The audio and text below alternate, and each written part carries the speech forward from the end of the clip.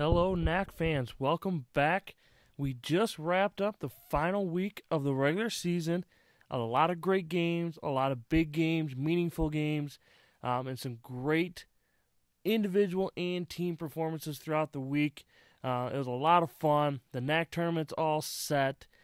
We are also going to talk about, I'm going to give my opinion on the all-conference voting, which is happening this weekend. It's not going to be released until after the NACC tournament, I believe, because nobody wants to have some upset players affecting their play throughout the NACC tournament. But we're going to jump right into a review of last week's games. The big midweek game was Wisconsin Lutheran at Benedictine. Benedictine won convincingly over Wisconsin Lutheran 83-55, which then clinched him at least a share of the NACC championship. Benedictine was led by Kenny Bogus with 20 points, 5 rebounds, and 6 assists, followed by Eric Griegel with 19.6 rebounds, Kyle Gravener with 12 points and 5 rebounds. Wisconsin Lutheran was led by Andrew Brudnick with 14 points. Benedictine controlled the glass 40-27, was plus 26 in the paint, plus 21 in points off of turnovers, plus 9 in second chance points, plus 6 in fast break, as well as forcing 18 Wisconsin Lutheran turnovers, which is impressive because Wisconsin Lutheran does a great job of taking care of the basketball. Wisconsin Lutheran, their plus was plus 4 in bench production. On the evening, Wisconsin Lutheran shot 39% from the field, 36% from 3, and 88% from the free throw line. Benedictine shot 52% from the field, 37% from the three-point line, and 58% from the free throw line. CUC got an 84-66 win at home against Marion. 6 Cougars in double digits, with Rashawn Amos leading the way with a double-double, 14 points and 12 rebounds. Tavares Williams with 17 points and 11 rebounds. Kenton Jones and Brent Hatton both with 10 apiece. And Isaac Ruddle and Neil O'Donnell with 12 apiece. Marion was led by Justin Wilson with 11 points and 6 rebounds.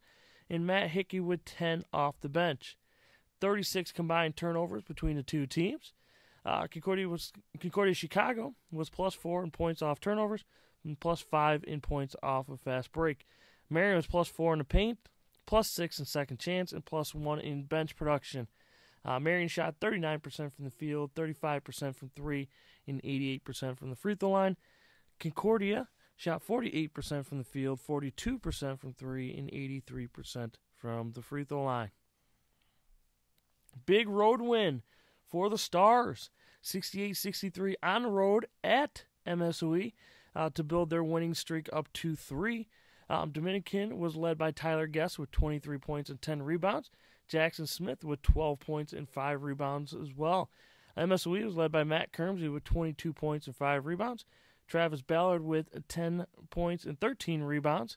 And Sammy Lynn with 10 points and 5 rebounds off the bench. Dominican was plus 2 in the paint and plus 7 in points off turnovers. MSOE was plus 1 in fast break points, plus 5 in second chance, and plus 2 off the bench. Dominican was 9 of 28 from the three-point line, while MSOE was just 4 of 14. Dominican shot 48% from the field, 32% from 3, and 50% from the free throw line. MSOE shot 41% from the field, 29% from 3, and 79% from the free throw line. A huge game took place at Concordia, Wisconsin between them and IIT. IIT needed the win to continue to put themselves in a position to earn a NACC tournament berth, and they got it. A 70-64 win on the road at Concordia, Wisconsin. IIT was led by Miles Curry with 23 points, Ahmad Muhammad with 19, Milos Dugalik with 12, and Max Hizataki with 7 points and 14 rebounds.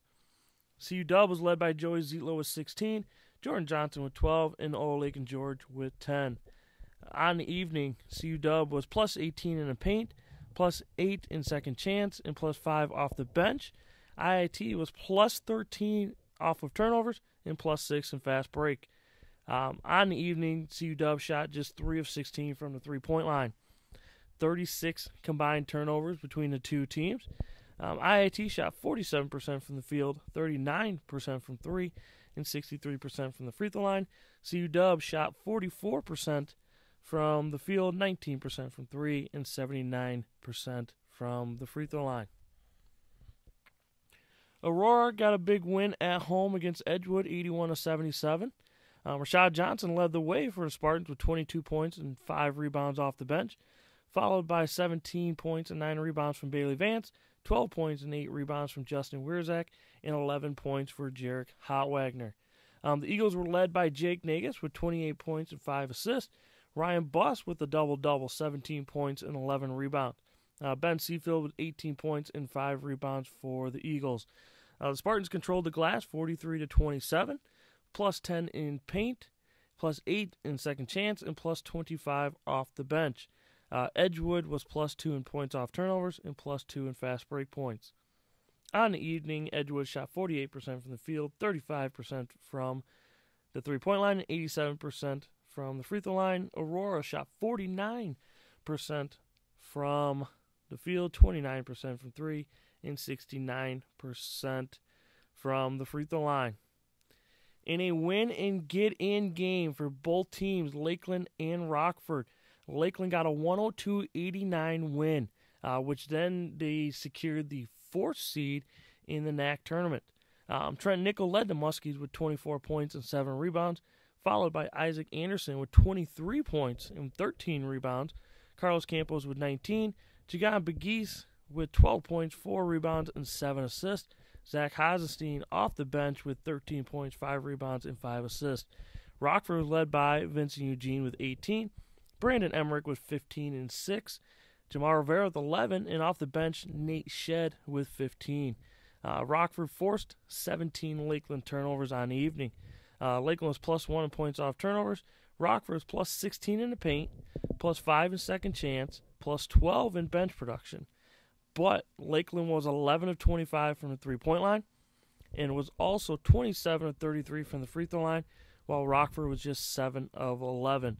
Lakeland shot 53% from the field, 44% from the three-point line, 82% from the free throw line. Rockford was 47% from the field, 36% from the three-point line, and 64% from the free throw line. So all of those games made for an exciting Saturday afternoon. A lot of big, meaningful games, some interesting NACC tournament scenarios. But we're going to start off with a game that I enjoyed because I had a great opportunity to help Mr. Downing over at Dominican with the play-by-play on their live feed.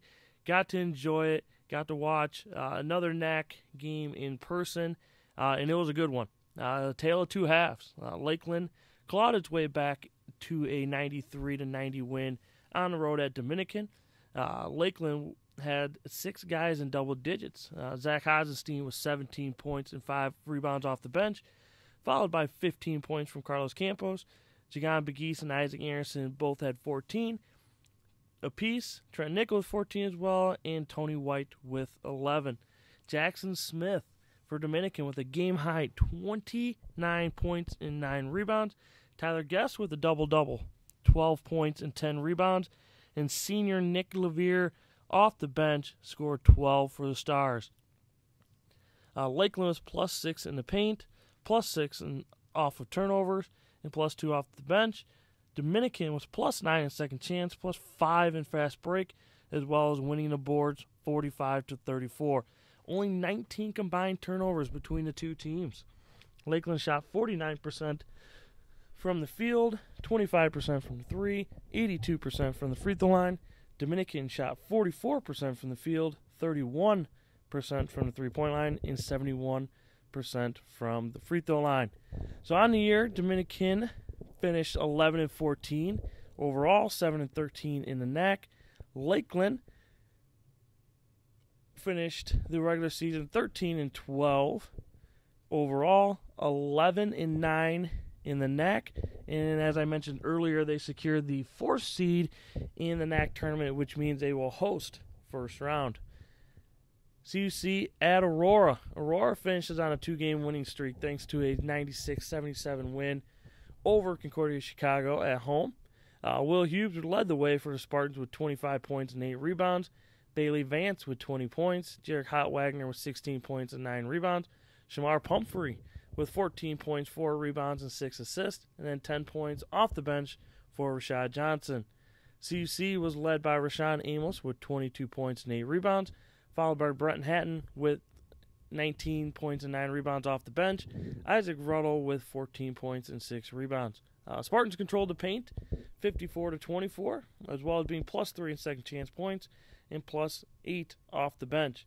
Concordia Chicago was +8 in points off of turnovers and +3 in fast break points.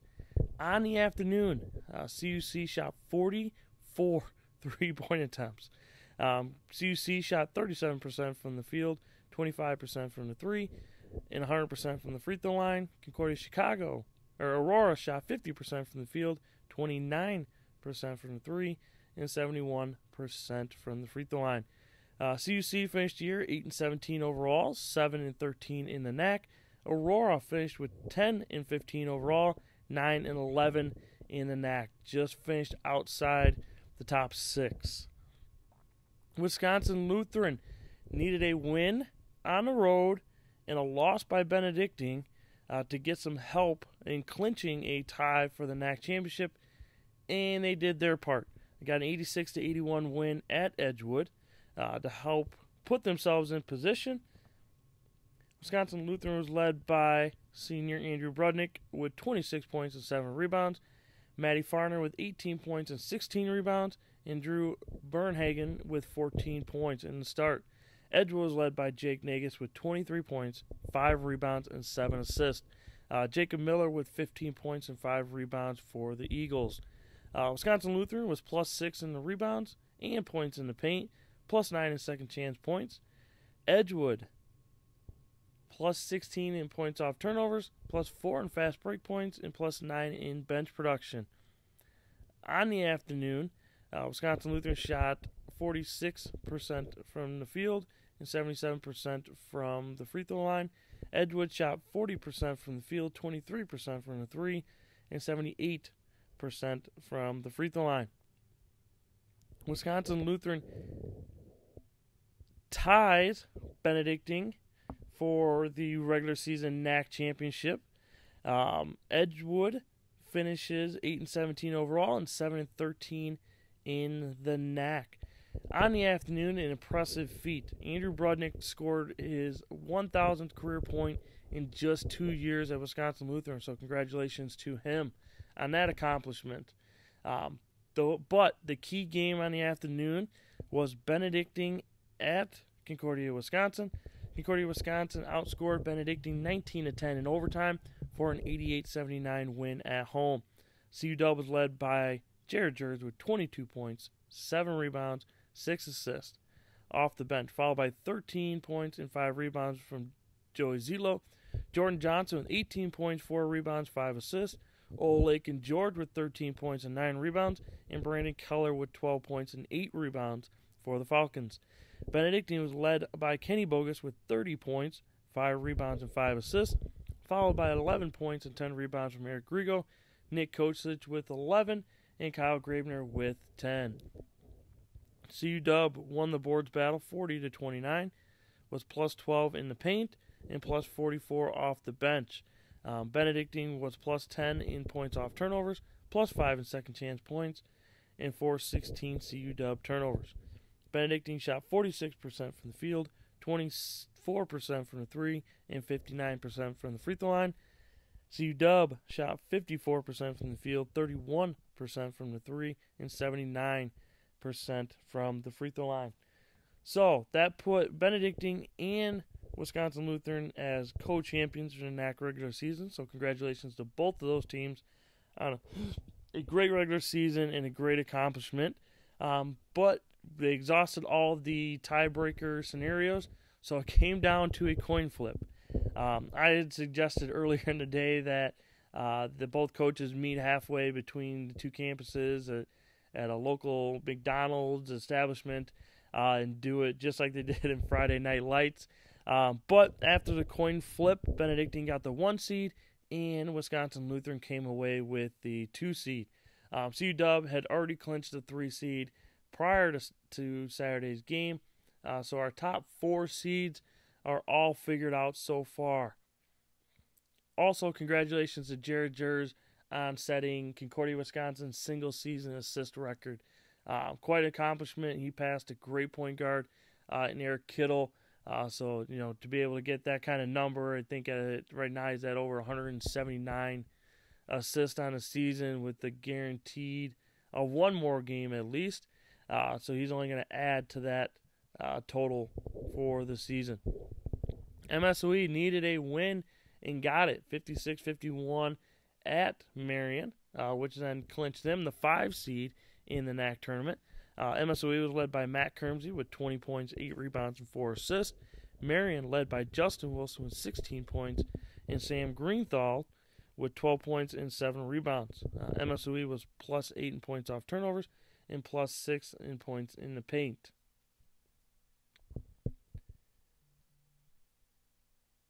Marion was plus 6 in the paint, plus 1 in fast break, and plus 17 off the bench. MSOE was plus 9 in rebounding. MSOE shot 32% from the field, 29% from 3, and 68% from the free throw line. Marion shot 32% from the field, 24% from 3, and 79% from the free throw line. Marion finished 4-21 overall, 3-17 in the NACC. As I mentioned earlier, MSOE clinched the 5 seed in the NACC tournament. The other crucial game in the afternoon, IIT at Rockford. Both teams just needed to get a win to get in, and then let tiebreakers kind of fall as they may. But IIT handled business on the road at Rockford, 87-80. IIT was led by Ahmad Muhammad with 23 points on 6 of 7 shooting, 4 of 5 from 3, and a perfect 7 of 7 from the free throw line. Miles Curry with 19. Max Hizataki with another double-double on the season, 12 points and 13 rebounds. And Otis Reale with a huge game off the bench, 24 points on 7 of 12 shooting, 6 of 9 from 3, and a perfect 4 for 4 from the free throw line. Rockford led by Cavante Shaw with a solid all-around game, 21 points, 6 rebounds, and 5 assists, followed by 17 points from Nate Shedd, 14 and 6 from Jamar Rivera. 31 combined turnovers between the two teams. Rockford controlled some key stats. They were plus 12 in rebounds, plus 6 in points off turnovers, plus 3 in second chance, and plus 2 in the fast break. IIT was plus 6 in the paint, plus 12 off the bench.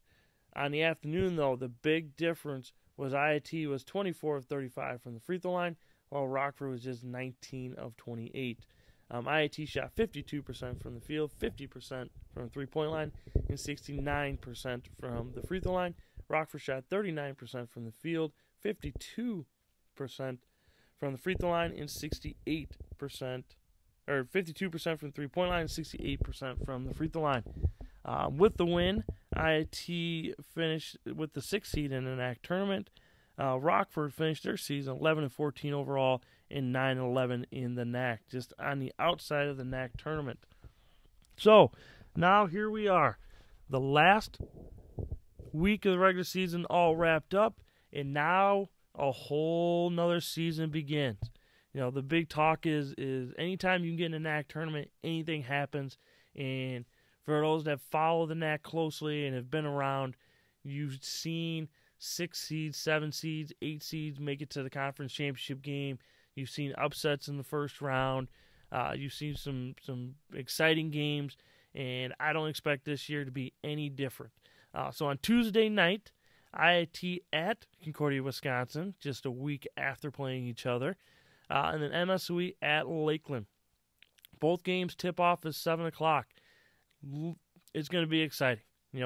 Everybody's playing well heading into it. I know a couple of teams are coming in the NACC tournament with some losses, but trust me, these coaches and these players are going to be ready and focused and regrouped. IIT at CU, it's going to be a great game. Battle of inside presence. The guards for IIT are playing well. The guards for CU are playing well. They got a big win on Saturday, so they're going to be energized. It's going to be an exciting game. It was a great game last week between the two. It was a 1-2 possession game late throughout the game. So look for To me, I think it's going to come down to, can CU make outside shots? Can they consistently knock down the three-pointer? And then for IIT, it's going to be, can they stay out of foul trouble? Max Hizataki ended up fouling out late in the game up there on, I'll say, a questionable technical late in the game, and it ended up being a one-possession game after the technical free throws. But if they can keep him and Miles Curry out of foul trouble, and CU knock down the perimeter shot, I think things are going to be interesting. But I'm expecting a big game. MSOE at Lakeland. It's never easy to win at Lakeland. It's tough just for various reasons. But they're playing really well. Got 2 big wins last week at Rockford and at Dominican. Now they're at home in a gym that they've shot in thousands of shots at. They love to shoot the three. Everybody has a green light, 1 through 5. But what they've been doing is they've been getting a ton of free throws. They shot a ton last week between the 2 games. If shots aren't falling, and what I feel like has really carried them in their wins is when shots aren't falling from the three-point line, they're finding ways to get to the basket. They have guys that can make plays 1 through 5 off the dribble. Even Isaac Anderson, who is probably considered their 5-man, they'll put him at the free throw line and allow cutters. They have a lot of quickness between their guards. They'll let their cutters screen away with different cuts, and get some easy layups off some backdoor cuts. MSOE going to be methodical. They're going to grind it out. They got 2 really good guards, Michael Petroff and Matt Kermsey. Travis Ballard does a great job of controlling the paint, rebounding. He can also step out and shoot the 15-footer. So he can get out and match up pretty well with Isaac Anderson of Lakeland. But really it's going to come down to, in my opinion, it's going to come down to who shoots the ball well from the three-point line. Both teams are great shooting teams, but both teams have been inconsistent throughout the year. So whoever can knock down those and limit turnovers, I think it's going to come away with the victory. So winners of those 2 games advance to Thursday's games. With the higher seed remaining will be going to Wisconsin Lutheran, and the lower seed remaining will go to Benedictine. So depending on how things shake out, it's not a straight path of knowing who goes where. So depending on who wins will depend on the matchups for Thursday. So looking forward to that. Again, if you're looking for ways to follow the game, you can go to live streaming or live stats. Go to either IIT, CU, MSOE, or Lakeland's page, and they'll get to their respective games. All their athletic departments do a great job of getting out there. A lot of promotions going out. If you can go out and watch them, watch them. I know I'll be tuning in on Tuesday night to watch both games via live stream. So excited for it. It's NACC tournament time. Anything can happen. So next, I'm going to jump into my opinion of the 2019-2020 all-conference team. The voting has been going on this weekend. If it's any indication of the past, I believe the final votes will be due tomorrow by noon. But none of them is going to be released until after the NACC tournament because they don't want anything to affect the players when it comes to NACC tournament time. If a player feels like they got snubbed or anything like that, that way they can just focus on that. Because as coaches, that's what you want. As players, it's great to get an individual award, such as being named all-conference and those kind of things, and it is. But at the end of the day, when you have a chance to play in the NCAA tournament, I'm hoping that allows them to focus on that much more. And a lot of great teams, a lot of great coaches out there. It's going to be a great NACC tournament. But this year, in my opinion, I think you're going to – I don't know if you'll see it, but I think there's a couple of awards that, in my opinion, should be we will start out with Coach of the Year. In my opinion, it goes to Coach Onison. Nothing against Coach Bunks. They had a great season. Obviously, them and Wisconsin Lutheran were co-champions of the year, and Benedictine was preseason, I believe, number 3 behind MSOE and Aurora. And obviously they finished tied for first. And great job by their coaching staff, Coach Bunks and Coach Radenkovic, and Coach Reynolds, all those guys. And obviously they got a talented team with a great year. Wisconsin Lutheran was predicted number 8 in the preseason polls. Now, don't get me wrong. The preseason polls mean absolutely nothing. If you look at the standings and how they finished out this year compared to what the preseason polls were, it's a lot different. So they mean absolutely nothing. But losing Colin Kennedy, 4-year, 2,000-point score, and you return, some key members, and for them to win co-champs, I think it says a lot about what that coaching staff and what Coach Onison has done up at Wisconsin Lutheran this year. So that's just my vote on the Coach of the Year. But my vote also doesn't matter when it comes down to it. So Coach of the Year, I think, is Coach Onison. Defensive Player of the Year is one of those awards that I think is Co. It was Co last year between Max Hizataki and Palesi out of MSOE. I think this year, Max Hizataki is Defensive Player of the Year. He does a great job of controlling the defensive rebounds, block shots. He alters game plans with how teams are going to attack him inside because he's such a force in there. Like I said, blocking shots, altering them, as well as defensive rebounding. But the other guy I think that should be strongly considered for is Brandon Emmerich. Led the conference in steals. And he was very high up there in all of Division III in steals per game. And when things were going and things got going for Rockford, it was usually because of a defensive hustle play made by him. It's funny, every game you can always count on at least once where he steals an inbounds pass off a made basket. Not sure how exactly he does it. He's just a guy that goes out there and makes plays. But I think between Max Hizataki and Brandon Emmerich, I think both of them should be strong candidates for the NACC Defensive Player of the Year. Freshman year, I think it'll be Shamar Pumphrey out of Aurora. Had a really good year, had some big scoring games, consistently having good assist numbers. He's one of few freshmen that played consistently and had a big role. So I think he'll get Freshman of the Year. And I know everyone's thinking right now, well, when are you going to get the Player of the Year? That's the big one, right?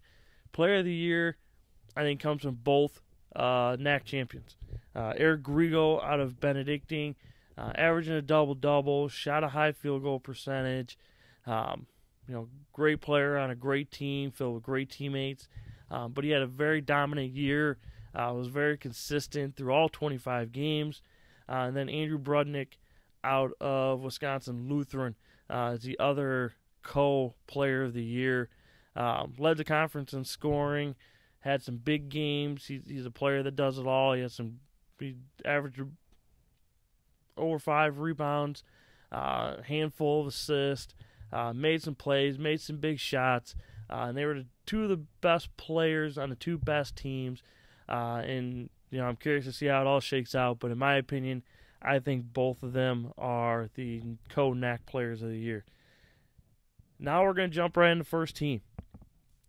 Obviously, with my votes for Eric Grigo and Andrew Brudnick for Player of the Year, those two are on. So when it comes to all-conference first team, it's 10 players for first team all-conference. There is no second team. There's only first team and then honorable mention. But Eric Grigo out of Benedictine, Andrew Brudnick out of Wisconsin Lutheran, Max Hizataki from IIT, Jordan Johnson from Concordia, Wisconsin, Brandon Emmerich from Rockford, Rashawn Amos from CUC. Now I think Kyle Grabner from Benedictine, Miles Curry from IIT, Ben Seafield from Edgewood, and then Joey Zietlow from Concordia, Wisconsin. I think another guy that can get on there as well, and very deservingly so, is Kenny Bogus out of Benedictine as well. So there's a solid 10 or 11 guys. curious to see how much winning impacts some of these votes. Because there's a lot of players, and I think there's going to be some that get snubbed. But Kenny Bogus is a potential first-team All-Conference player. He's one that scored it. He can rebound it. He defends. He's had multiple games with over 5 assists. So he's on there. I think some guys that on a normal year would be some potential first-team All-Conference players. I think they'll slide down to honorable mention. But also wouldn't be surprised if, unfortunately, some of these guys get snubbed. So Eric Grigo out of Benedictine, Andrew Brudnick from Wisconsin Lutheran, Max Hizataki from IIT, Jordan Johnson from CU Dub, Brandon Emmerich from Rockford, Rashawn Amos from CUC, Kyle Grabner or Kenny Bogus from Benedictine, Miles Curry from IIT, Ben Seafield from Edgewood, and Joey Zietlow from CU Dub. I think also, it's kind of similar to the Benedictine. You can go Kyle Grabner or Kenny Bogus. I think on CU Dub, you can go Jared Jers or Joey Zietlow as that second member for the all-conference team. Now, you can sit here and say, well, how's Lakeland not get somebody on and they finish with the 4th seed? Lakeland is a team that has a lot of good players, and they all have similar stats.